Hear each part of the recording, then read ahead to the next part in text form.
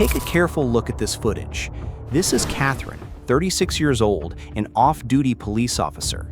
She's smiling, unaware that she's in the final moments of her night and that time is quietly running out. The man beside her is 27-year-old Christopher Garnier, a former paramedic, a nightclub bouncer, someone trained to help others, yet struggling with an inner turmoil no one around him can see. Catherine believes she's heading toward a calm ending to what felt like a great night out. She doesn't realize she has less than an hour left. Within just 45 minutes, everything will change. The person beside her will vanish from her life, leaving behind unanswered questions and consequences that will impact two families forever.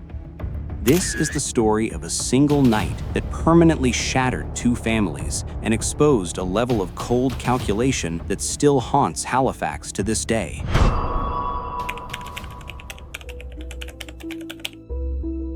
Catherine Campbell was not reckless. She was not careless. She was known among her colleagues as dependable to the point of habit. After 6 years with the Truro Police Department, she had earned her badge, her rank, and the trust of the people she worked beside. Catherine was the kind of officer who followed protocol, who checked in, who called ahead if she was running late. On Thursday, September 10th, 2015, Catherine finished her patrol shift like any other night. She drove back to her Dartmouth apartment, changed out of her uniform, and made a simple decision, one that countless people make every weekend. She wanted to go out. She wanted to relax. She wanted a night where she wasn't a constable, just herself.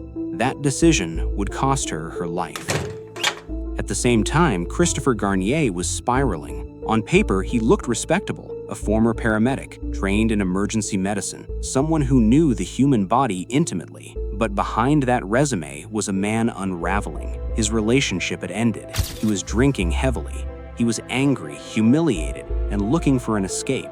When Catherine walked into the Halifax alehouse that night, Christopher noticed her immediately. Witnesses would later describe the two together at the bar, laughing, dancing, touching. Surveillance cameras captured them moving closer as the night went on. They kissed. They stayed close on the dance floor. Christopher was clearly fixated on her. Catherine, by all accounts, was relaxed, not intoxicated. She was enjoying herself. To the outside world, nothing about the interaction looked unusual. Two adults, flirting, drinking, making what appeared to be a mutual decision.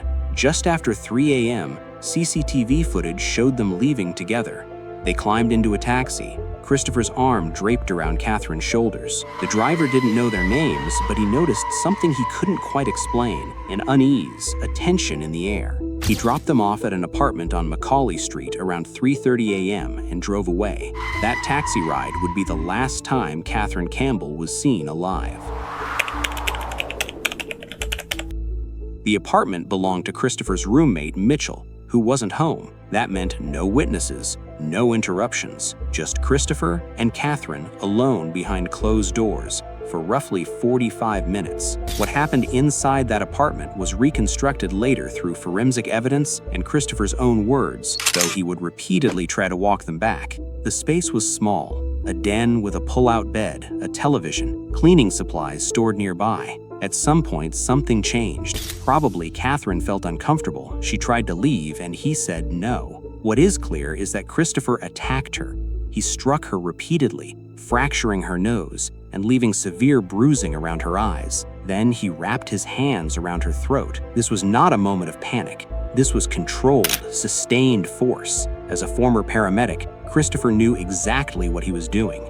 He continued applying pressure until Catherine could no longer breathe, until she stopped moving, until her body went still, and even then he did not stop immediately. Blood spatter later told the story. On the floor, on the television, on the Xbox, on the cupboard where cleaning supplies were kept. Evidence that he began attempting to erase what he had done almost right away. Catherine Campbell, 36 years old, police constable, daughter, sister, was dead less than an hour after leaving the bar. Around 4 a.m., surveillance cameras captured Christopher leaving the building and dragging a large green compost bin toward the entrance. Witnesses noticed the bin was unusually heavy. One man heading to work locked eyes with Christopher and later said something felt deeply wrong. Camera after camera recorded Christopher hauling that bin through downtown Halifax toward the McDonald Bridge. Inside was Catherine's body, wrapped in the mattress from the pull-out bed, a mattress he would later claim he threw away because he vomited on it. Under an overpass near the harbor, Christopher tipped the bin and dumped her body. He covered her with a wooden box, tossed her keys into a nearby garbage container, abandoned the bin elsewhere to confuse investigators, and went back to the apartment. He cleaned, then he lay down on the couch and went to sleep. When Mitchell returned home around 9 a.m., he noticed something odd immediately. Christopher was on the couch, not in the den. The mattress was gone. Christopher explained he'd been sick during the night and thrown it away out of embarrassment, promising to replace it. Mitchell accepted the explanation. Over the next 2 days, Christopher's life continued as if nothing had happened. He reconciled with his girlfriend, Brittany. He moved back in with her. He attended his father's birthday party. Friends and family described him as calm, normal, unchanged. He laughed. He socialized. He had sex. He showed no visible signs of distress. Meanwhile, Catherine didn't show up for work. By Monday, September 14th, her supervisor was alarmed. Catherine had never missed a shift without calling. Police conducted a welfare check at her apartment. Inside, nothing looked disturbed, but Catherine's phone, purse, and essentials were gone. Surveillance footage showed her leaving days earlier. She never came back. On September 15th, 5 days after she vanished, her body was discovered under the overpass. Police immediately classified it as a homicide. Investigators had already followed Catherine's movements from her apartment to the Halifax ale house. They had witnesses placing her with Christopher Garnier. They had the taxi driver's account. They had video of Christopher dragging the green bin through the city. They had recovered Catherine's keys near the body. Christopher Garnier was arrested less than an hour after her remains were found.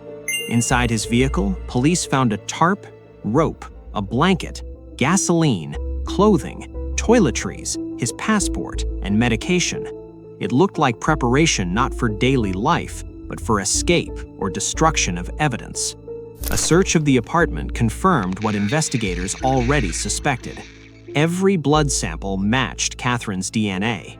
Christopher's computer revealed troubling searches, questions about memory loss caused by alcohol and antidepressants. During a 9.5-hour interrogation, Christopher claimed he couldn't remember what happened. His story shifted repeatedly, but the evidence boxed him in. Eventually, he admitted Catherine was not alive when he placed her in the bin. He knew this, he said, because he was trained to recognize death. He admitted he considered returning to burn her body. At trial, a letter he wrote to Catherine's family was read aloud, words of sorrow, regret, and apology. But the actions surrounding the crime told a different story. Christopher pleaded not guilty. His defense argued Catherine had consented to rough sex, that her injuries were accidental, that she could have fought back. They claimed Christopher was traumatized by the killing itself and suffered from PTSD. The jury rejected it all. In 2017, Christopher Garnier was convicted of second-degree murder and indignity to human remains. He was sentenced to life in prison, eligible for parole after 13.5 years. Public outrage followed when it was revealed he received Veterans Affairs-funded mental health treatment, despite never serving in the military. Attempts to revoke those benefits failed. Catherine Campbell's family was left with grief, anger, and unanswered questions. Catherine had done nothing wrong. She went out on her night off. She trusted the wrong person. Christopher Garnier chose violence. He chose control. He chose to kill. Catherine's life ended in less than an hour. The consequences of that night will last forever. She will be remembered for who she was, a dedicated officer, a protector, a woman who deserved to come home. Christopher Garnier will be remembered for what he did, and the cameras that captured his quiet walk through Halifax will forever show how easily evil can move through ordinary places unnoticed, unchallenged, and devastatingly final. If this story affected you, take a moment to reflect on how trust is granted, and also share your thoughts below. And if you believe stories like Catherine deserve to be remembered, not forgotten, consider subscribing because remembering her is one way we make sure she still matters.